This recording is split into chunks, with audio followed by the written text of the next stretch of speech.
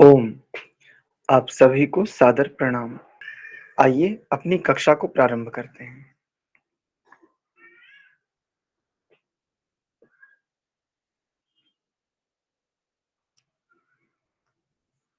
परमपिता परमात्मा की महती अनुकंपा से हम सभी को एक उत्तम ग्रंथ पढ़ने का सौभाग्य प्राप्त हो रहा है।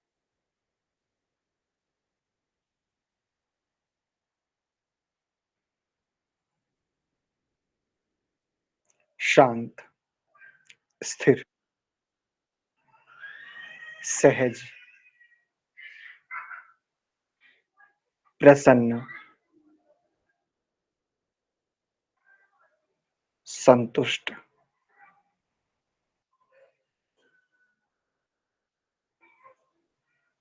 एकाग्र, एक ही विषय, जिज्ञासा, जानने की प्रबल इच्छा, यही एक ही वृत्ति, एक ही केंद्र, प्रबल जिज्ञासा,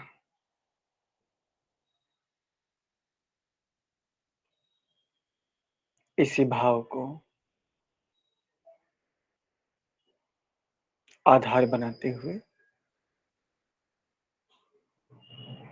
मैं वर्तमान में जिज्ञासा की पूर्ति हेतु प्रवृत्त हो रहा हूँ।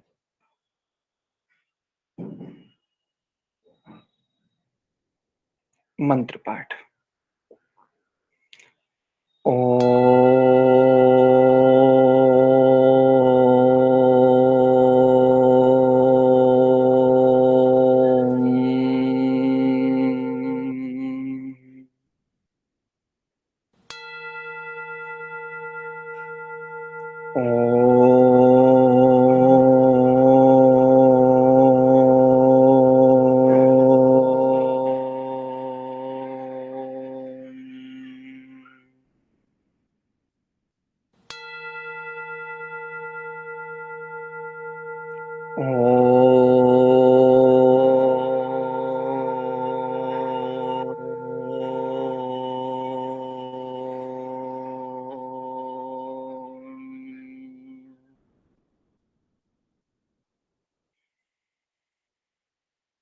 ॐ सहनाववतु सहनौ भुनक्तु सह वीर्यङ्करवावहै तेजस्विनावधीतमस्तु मा विद्विषावहै। ॐ शान्ति शान्ति शान्तिः।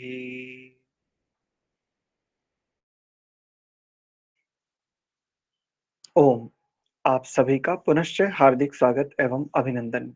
संस्कार विधि स्वाध्याय की इस कक्षा में हम यज्ञ नामक प्रकरण पर विचार कर रहे थे। इस प्रकरण में हम जिन्हें की चौल कर्म, समावर्तन और विवाह संस्कार में प्रमुखता से जिन मंत्रों से 4 मंत्रों से आहुति दी जाती है, जिन्हें प्रायः करके हम पवमान आहुति भी कह देते हैं, यद्यपि किंतु इस पर भी हमने कल एक छोटा सा तथ्य आपके सामने रखा था। यदि इनका मुख्य प्रतिपाद्य विषय पवमान, पवित्रता आदि ही है, तो अंत में प्रजापति मंत्र और इदम प्रजापते आदि आदि। तो अब से पूर्व हमने 2 मंत्रों का स्वाध्याय कर लिया था, अग्न आयुषी इस मंत्र का और अग्नि ऋषि पवमानः इस मंत्र को भी हम स्वाध्याय के रूप में देख चुके थे। एक बार सिंहावलोकन कर लेते हैं। अग्नि, हे ज्ञान स्वरूप, अग्रणी, नेतृत्वकर्ता, आयुषी, दीर्घायु कीजिए, पव से पवित्रता के लिए, आसुव और क्या कीजिए, ऊर्जम ईशम, ऊर्जा और ईशम अर्थात अन्न को, नहा मुझे, और आसुव, अब देखो यहां पर आ जाएगा आरे, दूर, बाधस्व, बाधित कर दीजिए, किसको, दुच्छुनाम, जो भी मेरे लिए वर्तमान में बाधित करने वाले जो भी अशुभ हैं, अकल्याणकारी भाव हैं, जो भी अमंगलकारी भाव हैं, जो भी अपवित्र स्थितियां हैं, जो भी मल है, जो भी मलिनता है, उन सब बाधाओं को आप दूर कर दीजिए। आरे बाधस्व, दूर हटा दीजिए, उनमें बाधा डाल दीजिए, उनमें विघ्न उपस्थित कीजिए। मेरे उन्नति के मार्ग के विघ्नों को हटा दीजिए और क्या कीजिए, विघ्नों के मार्ग को अवरुद्ध कर दीजिए। उन विघ्नों को ही आप बाधित कर दीजिए, बाधस्व ऐसा। स्वाहा, यह स्वाहा पद के हम अर्थ देख चुके थे पीछे। निरुक्त शास्त्र के अनुसार 4 अर्थ मुख्य रूप से। इदम अग्नये पवमानाय इदं नमः, इसका भी अर्थ देखा था। यह अग्नि के लिए, कौन सा अग्नि? वही पवमान, जो परम पवित्र उनके लिए है। दूसरे में देखा था अग्नि ही, अग्रणी, ऋषि और ज्ञान प्रदाता, पवमानः, और सबको पवित्र करने वाले हैं, जो पांचजन्य, पंचों के। इस पर एक थोड़ी सी बात और कर लेते हैं, फिर आगे बढ़ेंगे।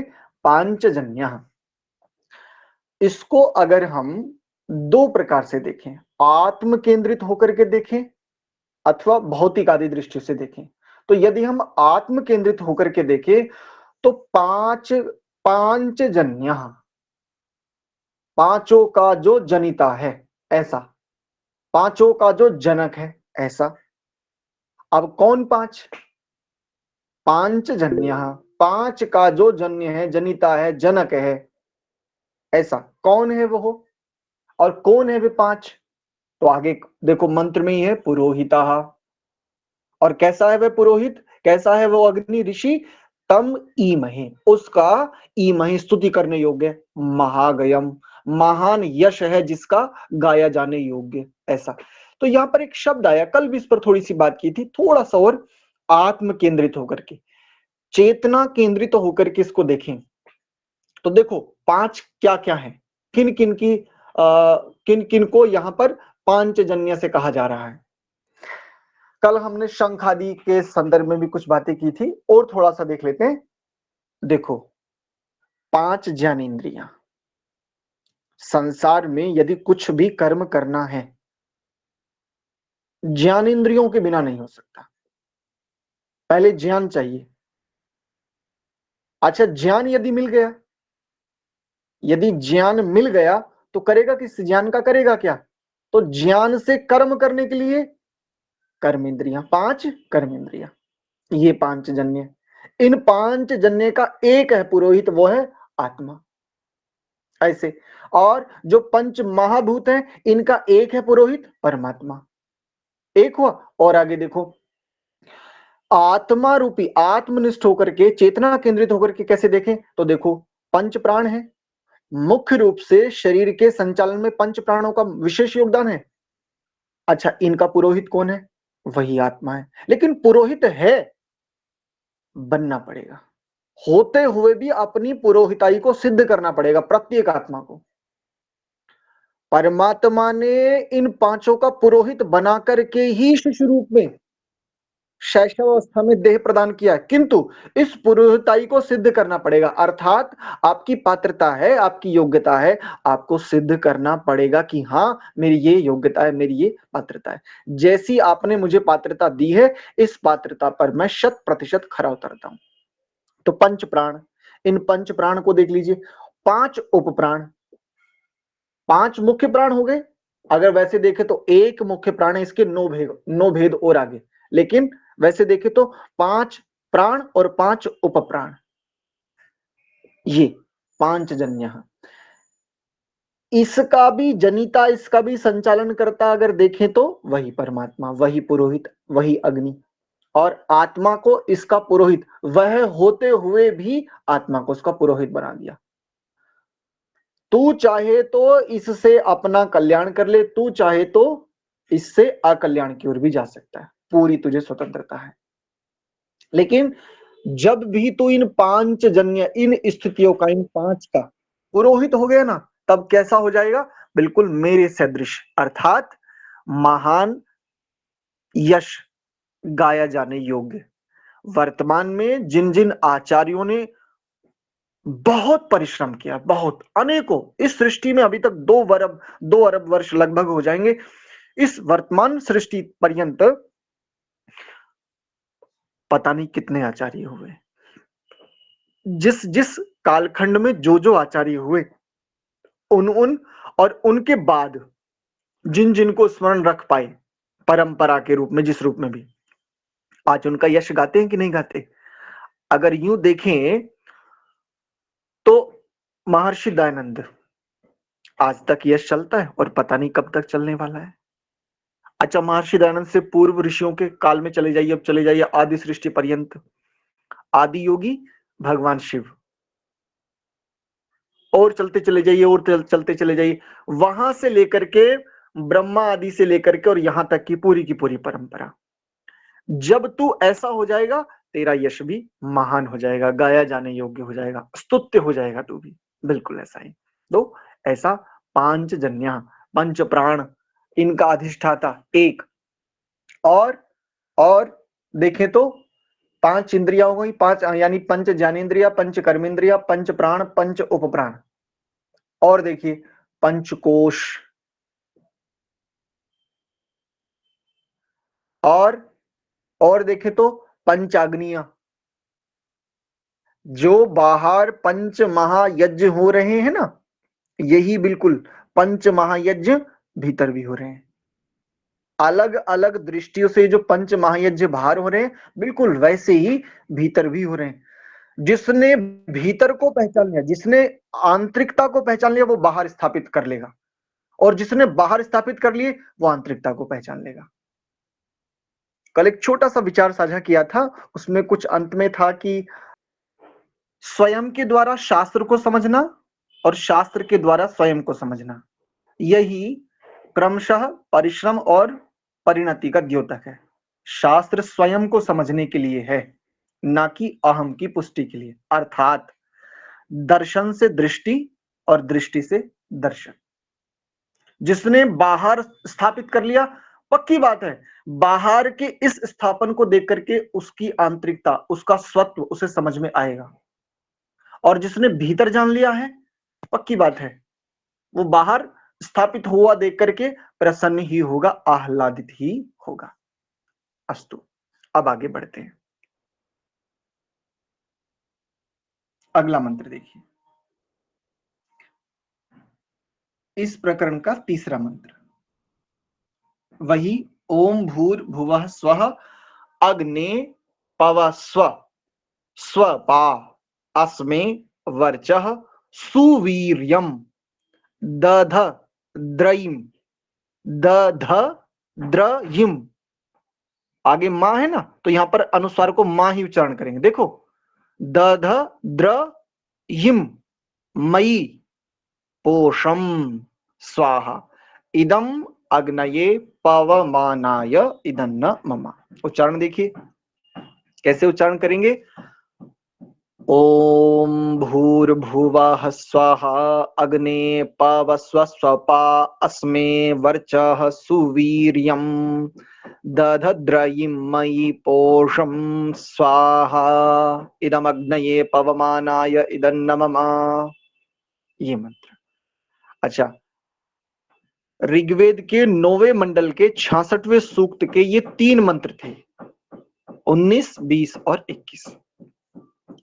महर्षि जी ने इनका भाष्य नहीं किया यद्यपि, और जो भाष्य वर्तमान में उपलब्ध होता भी है, उस भाष्य में मतलब ऐसी स्पष्टता नहीं आ पाती प्रायः करके। भाष्य है बहुत ठीक है, अच्छा है, लेकिन बहुत अधिक स्पष्टता नहीं आ पाती। संदर्भ आदि को ध्यान में रखते हुए वो उतना स्पष्ट नहीं हो पाता जैसा कि कोई ऋषिकृत भाष्य में स्पष्टता आती है। अस्तु, आइए इसके भाष्य को देखें, और भाष्य को देखने से पूर्व पहले इसका पदच्छेद कर लेते हैं। अग्ने पवस्व स्वपाह, स्वपाह ऐसा है, और इसको भी खोलेंगे तो सु अपाह, ऐसा।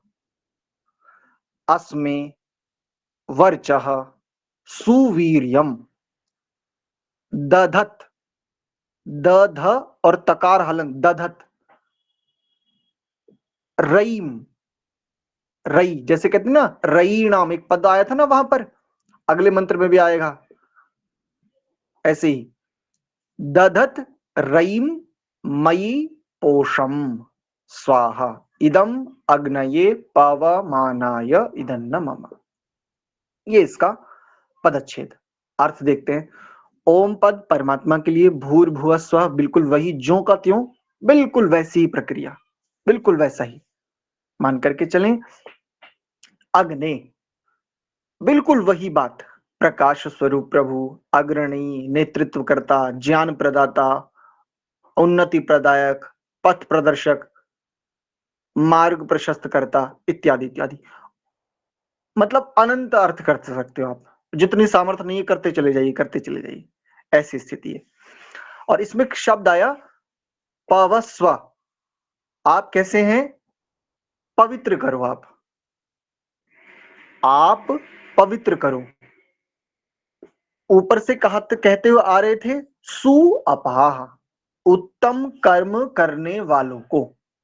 सु अपाह कहते हैं कर्म को, और अपाह पद हो गया तो बहुवचन में, तो सु अपाह उत्तम कर्मों के करने वाले जो लोग हैं उनको पवस्व, पवित्र करो। क्यों करो, क्योंकि आप पवमान, पिछले मंत्र में देखा था ना, अग्नि ऋषि ही पवमान, अनुवृत्ति भी चलेंगे देखो ऐसे। क्यों करो आप ऐसा, क्योंकि आप अग्नि हो, और अग्नि हो तो पवमान हो, ऐसा। पवस्व, उनको पवित्र करो। अर्थात आप दूसरी दृष्टि से देखो, यज्ञ करना है, क्यों करना है, पवित्र होने के लिए, पवित्रता को, पवित्रता में अवस्थित होने के लिए। मूल रूप से तात्विक दृष्टि से मैं अत्यंत पवित्र ही हूं, अत्यंत पवित्र हूं। वासनाएं, कुवासनाएं, संस्कार, ये सब जितना भी तामझाम है ना, इन सब से मैं बिल्कुल पृथक एक शुद्ध चेतन तत्व हूं। किंतु बोध भी कहां है अभी, इसके विषय में तो किंचित गंध मात्र नहीं, अभी गंध मात्र जिसे कहते हैं। अवस्थिति तो बड़ी बात है, किंतु तत्वतः मैं ऐसा ही हूं, बिल्कुल शुद्ध स्वरूप, एकदम निर्मल, बिल्कुल वैसा ही, आनंद की चाह वाला, बिल्कुल सच्चित, आनंद की खोज वाला, आनंद की चाह वाला। आनंद ही मेरी भूख है। संसार के समस्त भोगों को भोगते हुए जो ये शांति नहीं मिल रही है ना, जो तृप्ति नहीं हो रही, क्योंकि मुझे चाह किसी और की है, इनमें मैं अटक गया हूं बस। जैसे बच्चे को, बच्चा मेले में है, माता की अंगुली पकड़े हुए, भीड़ के कारण, ज्यादा भीड़ के कारण से माता की अंगुली छूट गई। अब भीड़ में बच्चे को सब कुछ दिख रहा है, सब कुछ, उत्तम से उत्तर, स्वतंत्रता भी है, सब कुछ है, लेकिन अभी भी उसके भीतर अपनी मां को ढूंढने की जो स्थिति है, मुझे मेरी मां चाहिए, रोता है। लेकिन मान लो किसी व्यक्ति ने, किसी सज्जन व्यक्ति के, जैसे भी किसी व्यक्ति के, वो उसने देख लिया कि भाई ये बच्चा है, रो रहा है, उसे बहलाया, फुसलाया, और उसको जैसे करके शांत किया, और शांत हो गया। ये बच्चा है, शांत हो जाएगा, बिल्कुल वैसा ही हूं मैं भी, बिल्कुल मैं भी वैसा ही हूं। और फिर रंग में रंग गया, भूल गया मां को, ये भूल गया कि मैं किसी मेले में था, और मेरी मेरी जो माँ थी, वास्तव में जो मेरी माँ थी, उसकी अंगुली पकड़े हुए था, और इस मेले की इस भीड़ से, चकाचौंध में, वो चकाचौंध को देखने में, इस भीड़ में मेरी माँ की हाथ, मेरी माँ की अंगुली मुझसे छूट गई।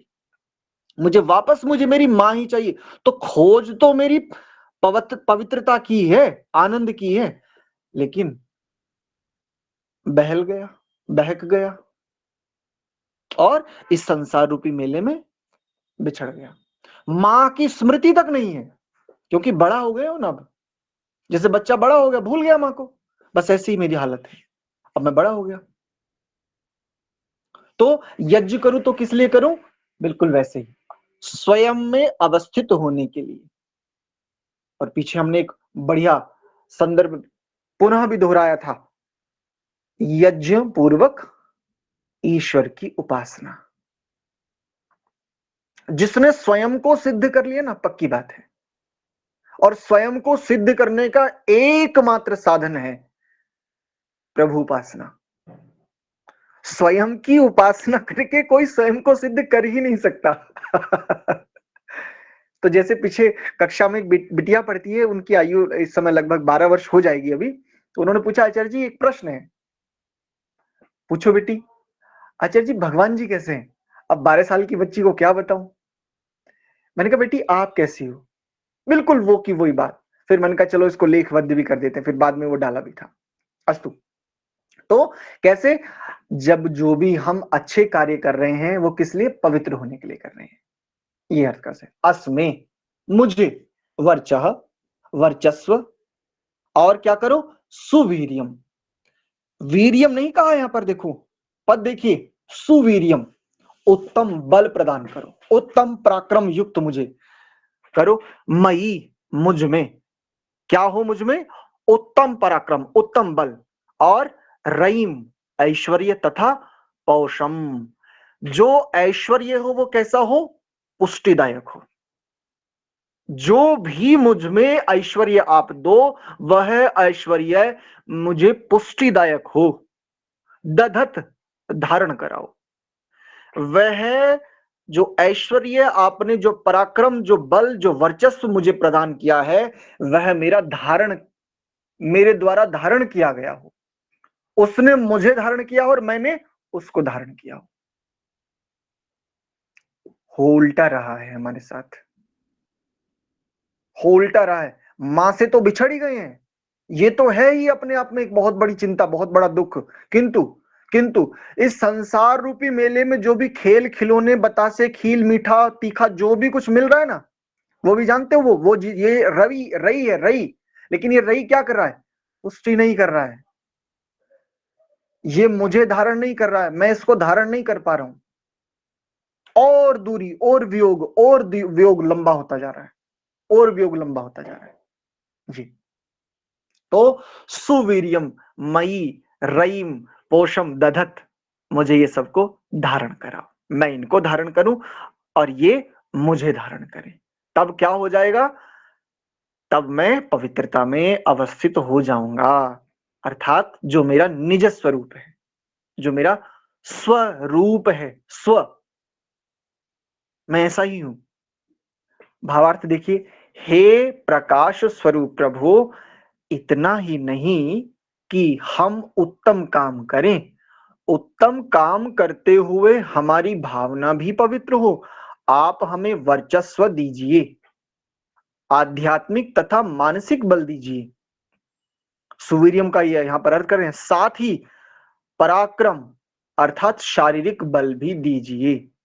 इस इनके साथ हे प्रभु मुझे ऐश्वर्य दीजिए, परंतु ऐश्वर्य में मैं डूब ना जाऊं, इसलिए ऐसा ऐश्वर्य दीजिए जो ह्रास की तरफ मुझे ना ले जाए, पुष्टि की तरफ, उन्नति की तरफ ले जाने वाला हो। अर्थात दूसरे शब्दों में देखें, अपनी दृष्टि से, समझने की दृष्टि से देखें, जो भी कुछ मेरे पास साधन के रूप में उपलब्ध है ना, जो भी कुछ है, एक्स वाई जेड, समस्त जो भी कुछ है मेरे देह सहित, स्थूल सूक्ष्म देह सहित, और बाहर भी जैसे कक्ष, भोजन, वस्त्र, पुत्र, पत्नी, माता पिता, जो भी कुछ है, जो भी कुछ, ये सब साधन है। और ये साधन भी कहीं ऐसा ना हो जाए कि मैं साधनों की ही साधना करने में अपनी यात्रा पूरी कर दूं। साधनों से साध्य को सिद्ध करने की, यानी साधनों से गंतव्य को प्राप्त करने के लिए सहयोग लेना है, ये बात है मुख्य। यहां ऐसा ना हो कि कहीं मैं साधनों की ही साधना करते हुए और मेरा गंतव्य, मेरा लक्ष्य वो तो गौण ही हो जाए, स्मृति ही ना रहे कि मुझे मेरी मां को भी ढूंढना है, उस मां को जिस मां से मैं बिछड़ गया था, पता नहीं कितने जन्म पहले, पता नहीं कितनी सृष्टियां बीत गई होंगी। बिल्कुल ऐसे ही संसार में जो घटित हो रहा है ना, यथा दृष्टि तथा सृष्टि। दर्शन है ना, दर्शन अगर है तो पक्की बात है दृष्टि होगी ही। और यदि दृष्टि है ना, जितनी ऊंची दृष्टि होगी, दर्शन वैसा ही उच्च होगा। एक बालक के खोने रूपी क्रिया को एक महात्मा देख रहा है। इस बालक के मेले में इस भटकने रूपी क्रिया को देख करके वो महात्मा, वो तपस्वी, वो साधक क्या देख रहा है? हाँ, मैं भी तो मेरी मां से बिछड़ गया था, कृपा की मां ने मुझे ये मार्ग प्रशस्त किया। ऐसी अनुकूलताएं कभी गुरु रूप में, कभी आचार्य रूप में, कभी कभी अपमान रूप में, कभी ठोकर रूप में, कभी भूख के रूप में, कभी प्यास के रूप में, कभी रोग के रूप में, कभी व्याधि के रूप में, अनेकों प्रकार से शिक्षक बन के बार बार बार बार बार बार मुझे ये स्मरण करा रही है मेरी माँ, बेटा तू खो गया है। बिल्कुल वैसा ही, यथा दृष्टि तथा सृष्टि। दर्शन से दृष्टि और दृष्टि से दर्शन, ये दोनों एक दूसरे के पूरक हैं, दोनों एक दूसरे को पुष्ट करने वाले हैं। जितनी ऊंची दृष्टि होगी उतना ही ऊंचा दर्शन होगा, और जितनी नीची दृष्टि होगी उतना ही नीचा दर्शन होगा। बस दर्शन और दृष्टि यही दो जीवन के आयाम हैं, बस यूं देखिए। इसके अतिरिक्त मनुष्य कुछ है ही नहीं। उसके जीवन में दो ही चीजें हैं, एक दर्शन और एक दृष्टि। जैसा उसका दर्शन अर्थात ज्ञान है, बोध है, जैसी उसकी अनुभूति है, वैसा ही वो देख पा रहा है, जान पा रहा है, वैसा ही अनुभव में, वैसे ही संस्कार आदि के साथ चल पा रहा है। गति वैसी ही है उसकी, बिल्कुल वैसी ही। और जैसी दृष्टि है, बिल्कुल वही देखेगा। और वैसा ही फिर जो देख रहा है उससे फिर वैसी ही दृष्टि पुष्ट होती जाएगी। अगर जितना नीची दृष्टि है, यदि दर्शन भी निम्न ही होता जाएगा। और मजे की बात, अगर दृष्टि नीची है तो दर्शन भी निम्न ही होगा, और ये निम्न दर्शन और निम्न दृष्टि को ही पोषित करेगा। ये बड़ी खतरनाक बात है यहां पर देखो। यदि दृष्टि निम्न है अर्थात बोध अत्यंत निकृष्ट बोध है, जिसे हम कहें अज्ञान, अविद्या, अशुभ, अपवित्र, तो पक्की बात है दर्शन भी कैसा होगा? अपवित्र ही होगा। और यहां पर खतरा यह है, अपवित्र दर्शन करने पर दृष्टि और अपवित्र ही पुष्ट होती जाएगी। उच्च दृष्टि और उच्च दर्शन के लिए पहले इसको ये अपवित्र दृष्टि और अपवित्र दर्शन, इन दोनों कारण कार्य को पता नहीं कितने समय तक शुद्ध करना पड़ेगा, पवित्र करना पड़ेगा। तो पवमाना, अग्ने अग्निर ऋषि ही पवमाना। पिछले मंत्र में कहा था ना, दूसरे में बड़ी गहरी बात कह रहा है मंत्र, बहुत सुंदर बात कह रहा है। ऐश्वर्य तो हो, लेकिन कैसे हो? उच्च दृष्टि को पोषित करने वाले, उच्च दर्शन को पोषित करने वाले। क्योंकि उच्च दृष्टि पूर्वक जो दर्शन है ना, वही मेरा पथ है, वही स्वस्ति पथ है। स्वस्ति पंथाम अनुचरे में, यही वो पथ है जिसके लिए मंत्र ने उपदेश दिया, स्वस्ति पंथाम अनुचरे में, इसी का अनुसरण करना है तुझे। उच्च दृष्टि, उच्च दर्शन। अस्तु, तो ये मंत्र हुआ। अच्छा, यहां तक 3 मंत्र हो चुके, और इसमें फिर अंत में आया इदम अग्नये पवमानाय इदन्न मम। यह आहुति भी अग्नि स्वरूप परम पवित्र प्रभु के लिए ही है, जिनकी समीपता पाते ही अपवित्रता धूमिल हो जाती है। कैसे? जैसे अग्नि के समीप जाने से धातु के सभी मल नष्ट हो जाते हैं। जैसे एक छोटे से दीपक के छोटे से प्रकाश से उस कक्ष का अंधकार हट जाता है। जैसे ही सूर्य उदित होता है तो पृथ्वी के जिस भाग पर अंधकार दिख रहा था, अदृश्य हो जाता है, अंतर ध्यान हो जाता है, हट जाता है। बिल्कुल वैसे ही जी। तो यहां तक का विषय हुआ। यदि यहां तक किन्हीं का कोई प्रश्न है तो वो आप रख सकते हैं, फिर आगे के मंत्र को हम देखेंगे, यदि नहीं होगा तो। आचार्य जी, जी, ये प्राण महाप्राण, ये उपप्राण क्या है, उसके बारे में थोड़ा बताएं, उपप्राण के बारे में। प्राण, अपान, व्यान, समान, उदान, ये है 5 मुख्य प्राण। जी, ये मुख्य प्राण है। ये मुख्य 5 प्राण है। प्राण, जी, जी अपान, आचार्य जी। व्यान, समान, उदान, ये है 5 मुख्य प्राण। अब इन 5 मुख्य प्राणों के भी 5 और उप प्राण हैं। जी, वो कौन कौन से हैं? नाग, कूर्म, कृकल, देवदत्त और धनंजय। जी। इन जैसे सब के रुको रुको, पहले उत्तरित तो करने दो पूरे बात को। पहले उत्तरित करने दो, अगर कोई प्रश्न बचता है फिर करना, पहले पूरी बात उत्तरित होने दो। इन 10 प्राणों के शरीर में स्थान है और कार्य भी है। और ये 10 प्राण प्रत्येक जीव के पास, हम तुम जितने भी आत्मा है ना, सबके पास होते हैं, सबके पास होते हैं। इन्हें कहते हैं 5 प्राण और 5 उप प्राण। इस प्रकार से 10 प्राण होते हैं। कहने को तो कहते उसके प्राण निकल गए, ये नहीं कहा जाता उसका प्राण निकल गया, उसके प्राण निकल गए, बहुवचन का प्रयोग है। देखो, सामान्य व्यवहारिक लौकिक प्रयोग भी देखो, उसके प्राण निकल गए। होना तो ये चाहिए ना, अगर एक है तो क्या कहना चाहिए? उसका प्राण निकल गया, उसके प्राण निकल गए, ये है। आप पूछो, कुछ बचता है संतोष जी? जी, जी आचार्य जी, उपप्राण के माने कौन-कौन से स्थान पे प्राण होते हैं, उसके कर्म क्या है? इसके बारे में थोड़ा एक बार संक्षेप में बता दें, वो हम वो यदि पहचान योग दर्शन वाली कक्षा में समझिए, योग दर्शन वाली कक्षा का विषय है, वहां पर अच्छे से समझिए, ठीक है? और प्रैक्टिकल कक्षाएं अभी शुरू करेंगे तो वहां पर इस विषय पर बीच बीच में कक्षाएं आती रहेंगी। अगर इसी विषय को हम यहाँ पर लेंगे ना, तो चूंकि ये विषय वही का है बढ़िया से, ठीक है? जी आचार्य जी, जी, जी। यहाँ पर सांकेतिक रूप में वो तो पांचजन्य शब्द था, इसलिए बस मैंने कहा समझे हम थोड़ा सा, जी, जी। पांचजन्य को समझने की दृष्टि से वो कुछ बातें कही थी। चलिए, जी, जी, संतोष जी मौर्य आचार्य जी। ठीक, ठीक, ठीक है आचार्य जी।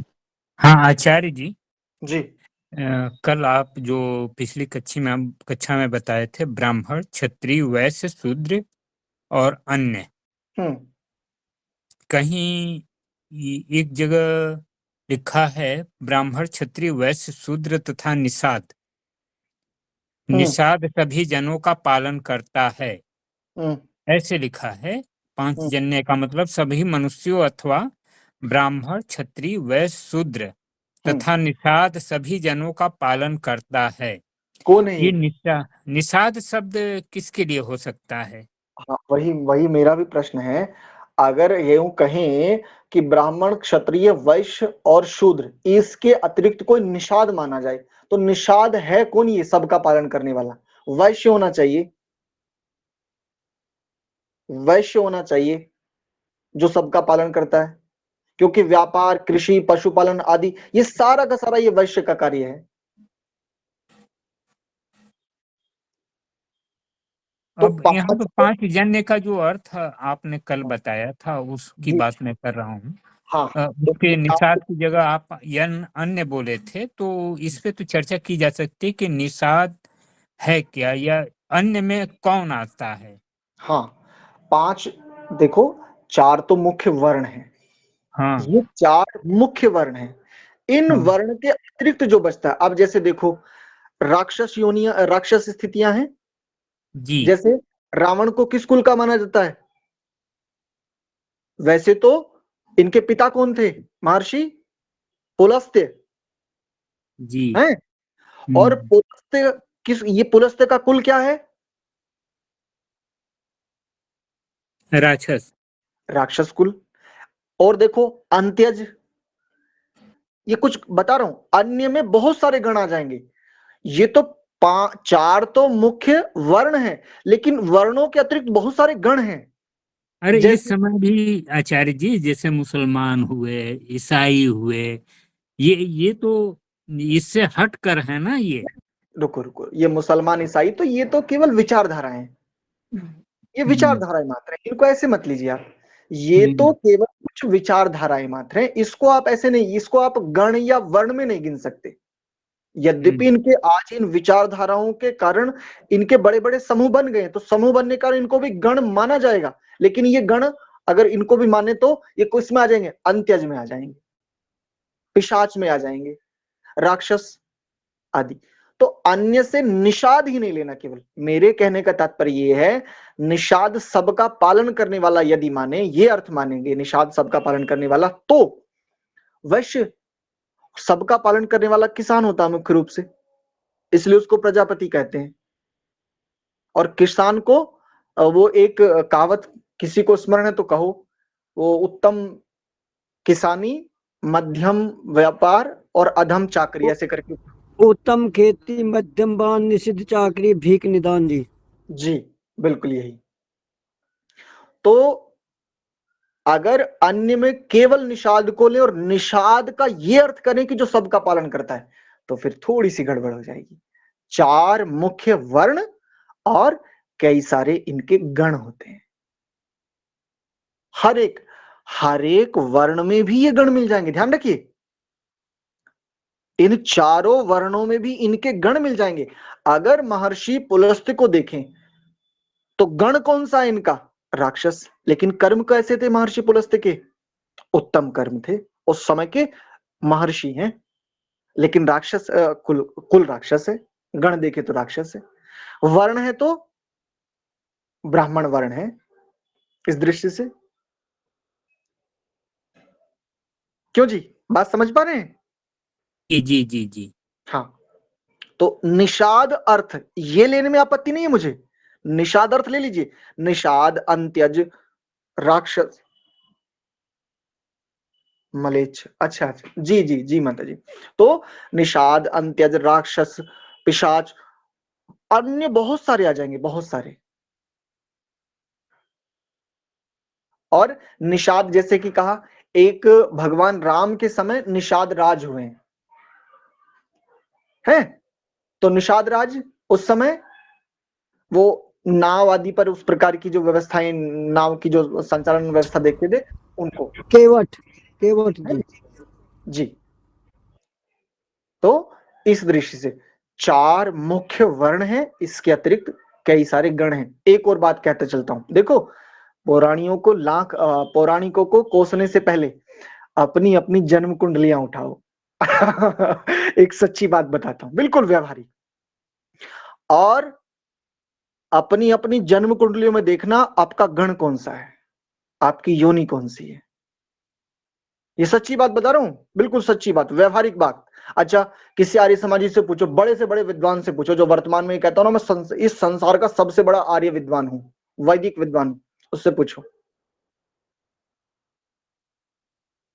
अगर या तो बताएगा नहीं, और यदि बताएगा, अगर बताएगा तो जन्मपत्री उठा देखनी पड़ेगी।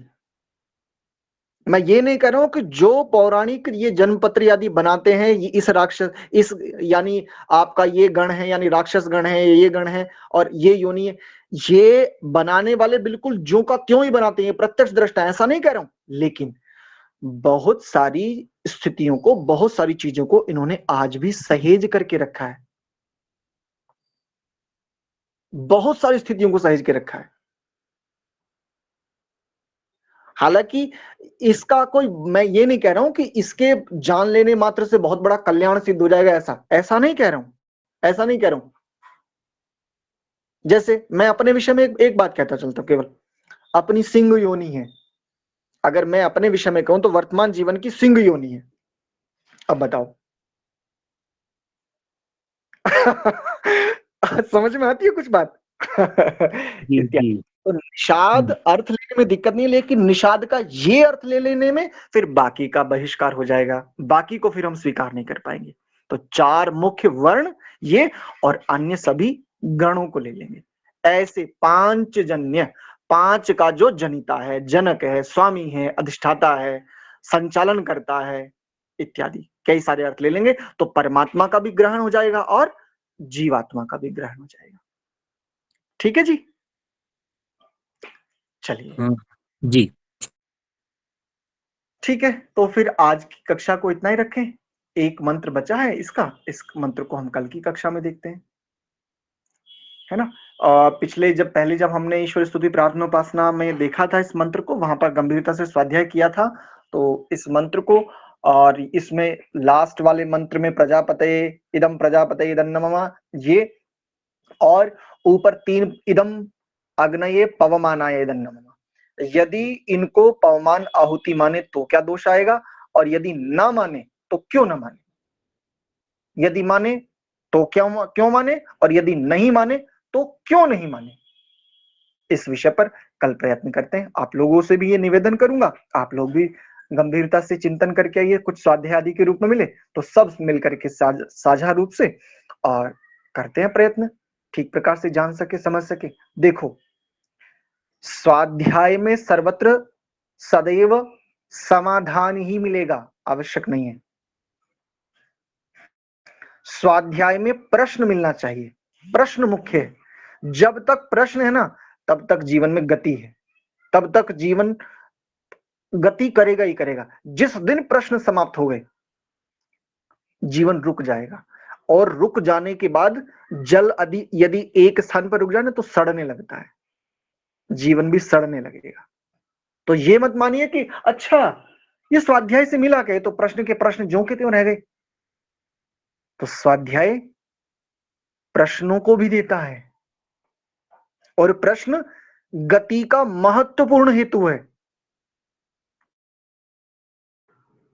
इसलिए प्रश्न आ रहे हैं, प्रश्नों का स्वागत करना चाहिए।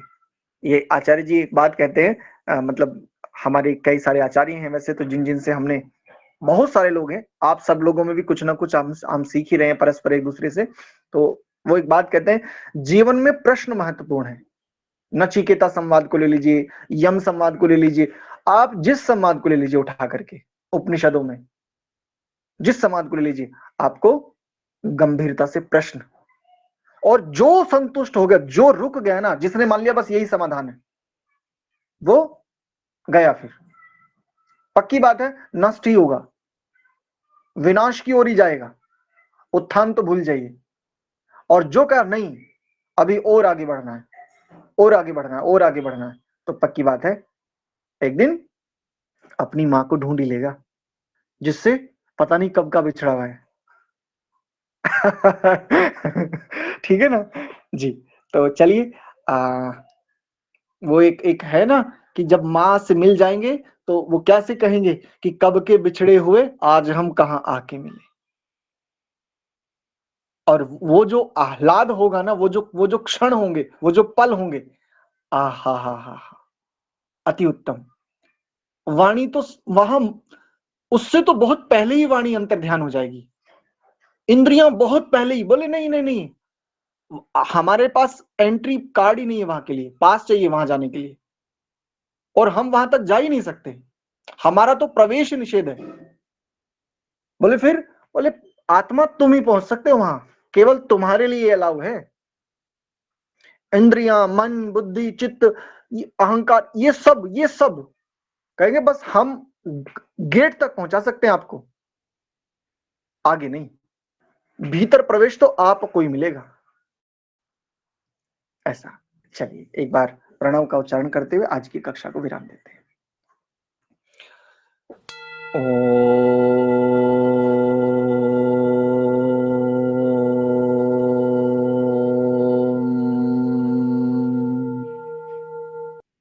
शांति शांति शांति। आप सभी को बहुत बहुत धन्यवाद, सादर प्रणाम।